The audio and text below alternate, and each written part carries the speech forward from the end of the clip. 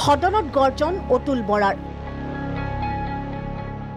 বাহিৰত হকিয়নি মুখ্যমন্ত্ৰী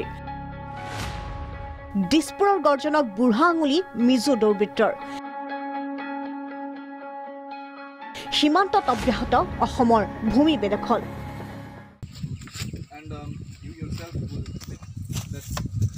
অৰুণাচলৰ পৰা মিজোৰামলৈ নাগালেণ্ডৰ পৰা মেঘালয়লৈ বছৰ বছৰ ধৰি অব্যাহত আছে চুবুৰীয়া ৰাজ্যৰ আগ্ৰাসন কোনে কিমান অসমৰ ভূমি বেদখল কৰিব পাৰে তাৰে যেন প্ৰতিযোগিতা চলিছে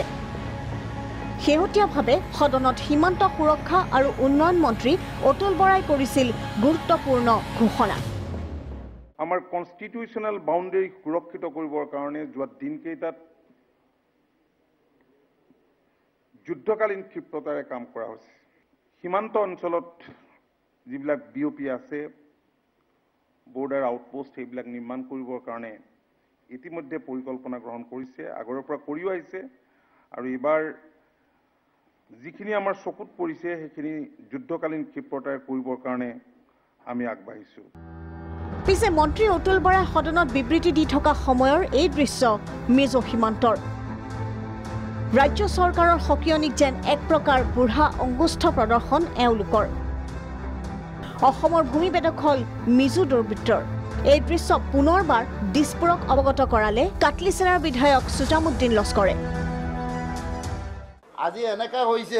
যে লাজকতা হৈছে আমি বিৰোধী দলৰ বিধায়ক হৈ কৈ আছো আজি আমাৰ মুখ্যমন্ত্ৰী সদায় কৈ আছে যে এই প্ৰশাসনটো মানে পুৰা কাম কৰি আছে কিন্তু আমাৰ পুলিচৰ ইমান নিষ্ক্ৰিয় ভূমিকা আমি দেখি আছো আমাৰ সমষ্টিত চাৰিফালে মিজোৰাম বৰ্ডাৰ এদিন হ'ব আমাৰ কাটলিচৰা সমষ্টি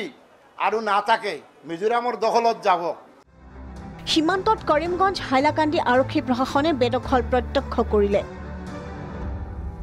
নতুন দিল্লীতো কেন্দ্ৰীয় চৰকাৰৰ সন্মুখত বৈঠকত বহিল অসম তথা মিজোৰাম চৰকাৰৰ প্ৰতিনিধি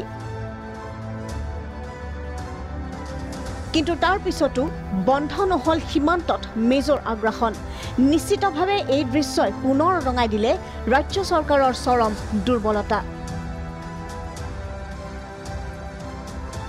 ইতিমধ্যে মুখ্যমন্ত্ৰীয়ে সীমান্তত পহৰা দিবলৈ 10টা কমাণ্ডো বাহিনী গঠন কৰাৰ কথা ঘোষণা কৰিছে পিছে এই বাহিনী গঠন কৰালৈ অসমৰ ভূমি থাকিবনে ইয়াকে লৈ এতিয়া সৰ্বত্ৰে সৰব চৰ্চা ৰমেন কলিতা ৰিপৰ্ট প্ৰাগ নিউজ